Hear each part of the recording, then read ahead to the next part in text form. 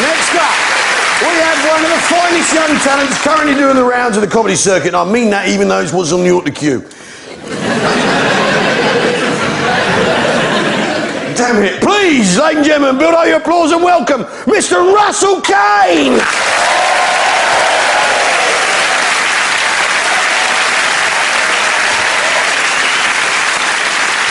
Good evening.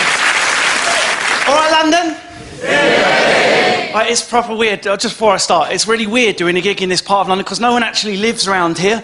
It's just people walking around. Let's go and consume some art in Bloomsbury. And then, or there's some proper hardcore people that look like they want to stab me. And what I love is, sociologically, there's no one in between, is there, in this area? That's what confuses me. After this gig, right, we'll all pour out as a group on the streets after 11 p.m. when the pubs are chucked out. You will effectively get a sociological apartheid. That's what you'll fucking get. One side of the street will be like, quickly, Ollie, we've run out of hummus. It's a disaster. Let's go home. Quickly. The other side of the street will be, oh yeah, the wages in Lidl are quite good. We'll give that a fucking blast. James Goody is a hero. Who said that? What I love is reality TV this summer. She's just rotisserieing back into the news, isn't she? You know, one of our most vacuous reality TV stars ended her career, right, in just a few words of pseudo-racism. Was it racism? We still debate it. What I hate is that pub philosophy. She was not racist. She was just too thick to realise what she was saying could be construed as racism. I'll have a Stella Artois, please, Gary. Am I the only person? I don't want to come across overly fucking lefty and liberal, but am I the only person that finds that a little bit dangerous, that type of thinking? Man, if I pulled this dude up on stage, started stabbing him, going, you've got to let me off, I am thick as shit. Do you mind letting me off, mate? I only went to Middlesex, I've got a 2-1 foundation. There's some people on foundation here at the back going, I've nearly finished evolving.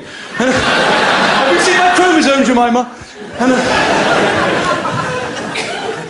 But what's been hilarious about it, she's completely underestimated how cynical and horrible we are as a public. That's why I love performing comedy in this country. Right? She's been doing all these PR stunts to try and win us over, this reality TV star, hasn't she? Do you remember? Last weekend it was, I had a house fire. Good, melt. Right?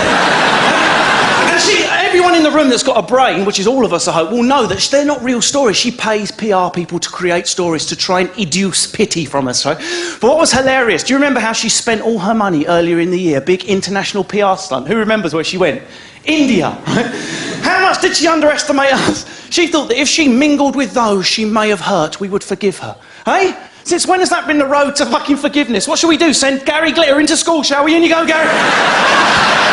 Fucking people, go on. We'll let you off. I'm the leader of the hopscotch. Fuck. Hilarious. Just too thick to realise. Listen, I could sum up the two types of racism in my parents. I wish I couldn't, yeah? But I can, right? My dad, no question, 18 stone of racist, fucking Cockney Bethnal Green dad, right? My dad's Cockney head is so severe. It's so fucking severe, my dad's Cockney head. Right? He actually sprained it once when he's giving me a bollocking. That's how bad it is.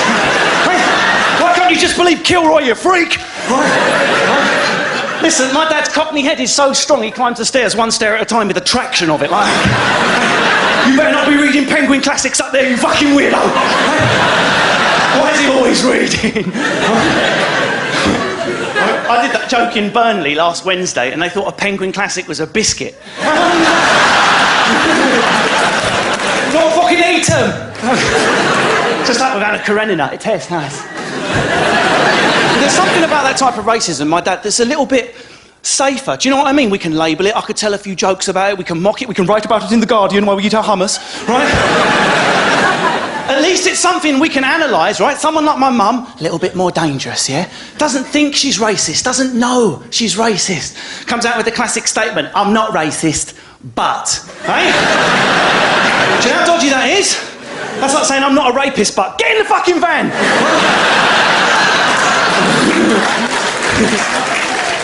Evidently she's not here tonight. No, it's sweet. Look, any mums in the audience, I can see a couple of London mothers like that. I'll fucking give them a clout. I'm not disrespecting my mum, right?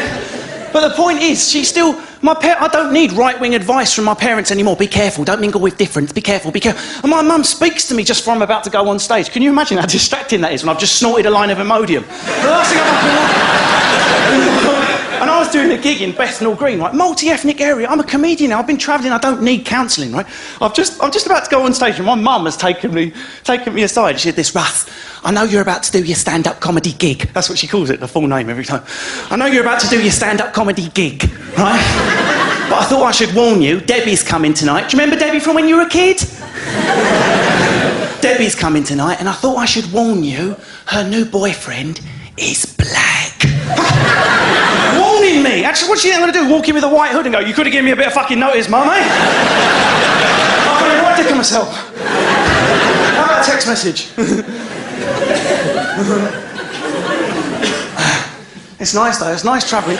I've been to America. Any sort of white working class London males, we don't like to be impressed by nothing, do we, right? And I've gone to America to do my first gigs. Really excited about doing my first gigs in New York. Who's been to New York?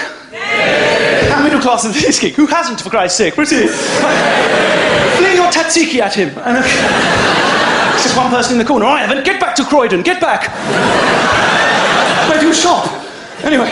I'd never been to America, can you imagine? I was really excited. And I did that classic thing, trying not to be impressed. So I've got to America and started bragging about everything in London. But the thing about New York, it makes London look like a bloody village, doesn't it, right? And he took me to Chinatown, New York. Who went to Chinatown, New York? Anyone go? It's well impressive. We could walk for 10 minutes through it as a group and still be in Chinatown, such is its girth, right? But all the way there, I've been bragging about Chinatown, London. One fucking Chinese street, that's what we've got. Just one Chinese street next to the gay street in the corner of London. Get in the corner of London. Everyone is different. Get in the corner. Right? That's all we've got, just one Chinese street next to the gay street. Do you reckon at the end of that street there's one gay Chinaman going, "I'm in heaven right now."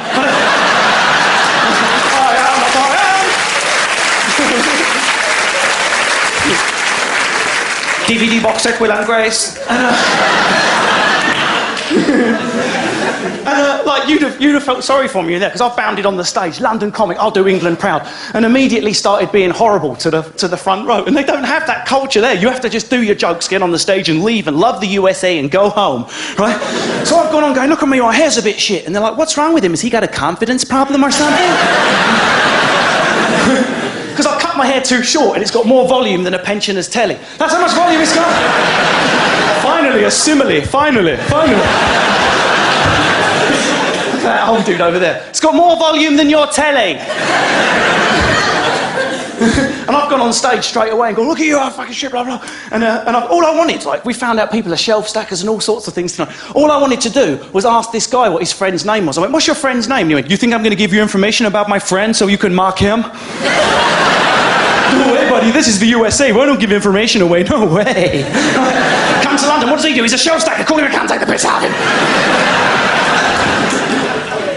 New Zealand was the best. Is there anyone from New Zealand in? Listen.